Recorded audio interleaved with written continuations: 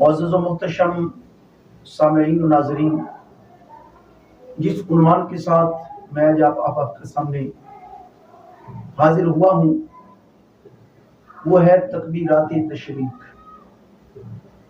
اس حوالے سے دو تین باتیں بڑی اہم ہیں جو ان دنوں میں عمومی طور پر ہمیں ان کا جاننا ضروری ہے۔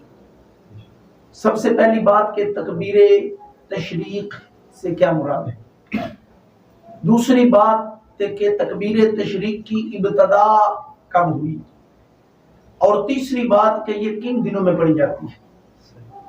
پہلا کوشچن ہے کہ تکبیر تشریق سے کون سی تکبیر مراد ہے؟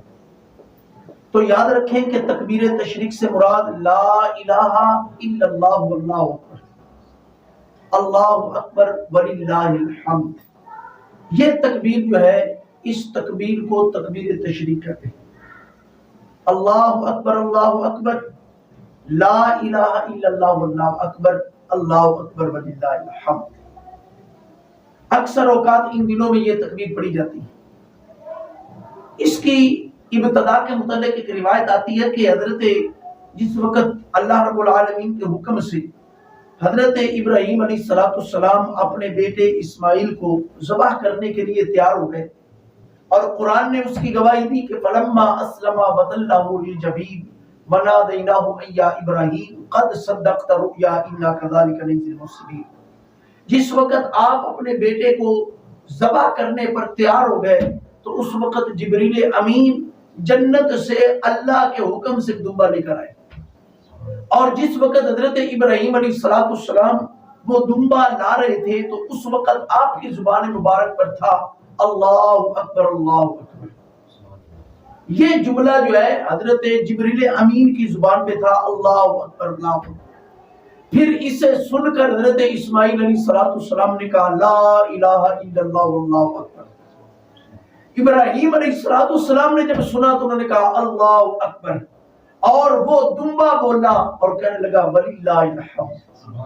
اس طرح یہ جو تکبیر ہے یہ اللہ تعالیٰ کو اتنی پسند آئی، ان چار ہستیوں کا یہ تکبیر اور یہ تسبیح اور یہ ذکر کرنا اللہ کو اتنا پسند آیا کہ قیامت تک امت مصطفیٰ کے زبانوں پر اس کو جاری کر دیا، اور اس امت کے اندر اس کو جاری فرما دیا، اور فباقیہ سنہ یہ سنت بھی جاری فرما دی، اور تاکہ ان کی ان چار ہستیوں کی ادا بھی ادا ہوتی رہے، اور ان کا جو برکات ہے ان کی جو فیضان ہے وہ بھی اس امت کو ملتا رہے۔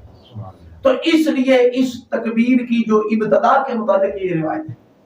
اب تیسرا کوشچن تھا کہ یہ تکبیر جو ہے وہ کن دنوں میں پڑھی جاتی ہے؟ تو اس تکبیر کو 9 ذوالحج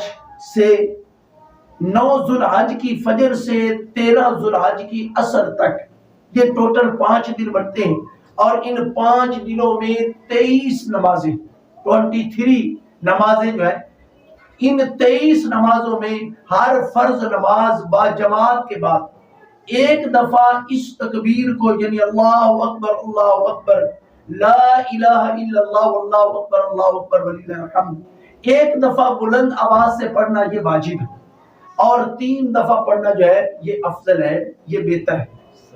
اور اگر کوئی شخص نماز کے بعد اگر کوئی شخص جو ہے وہ نماز یعنی فوری سلام کے بعد، یاد رکھیں کہ فوری سلام کے بعد پڑھنا جو ہے یہ واجب، سلام کے بعد کسی اور کام میں مصروف ہو گیا، کسی اور ذکر اذکار میں مصروف ہو گیا، مسجد سے نکل گیا، اور پھر اس کو بعد میں یاد آیا تو اب تکبیر ساکت ہو، اب یہ تکبیر جو ہے یہ نہیں پڑھی جائے گی، فوری سلام کے بعد اس کو پڑھا جائے گا۔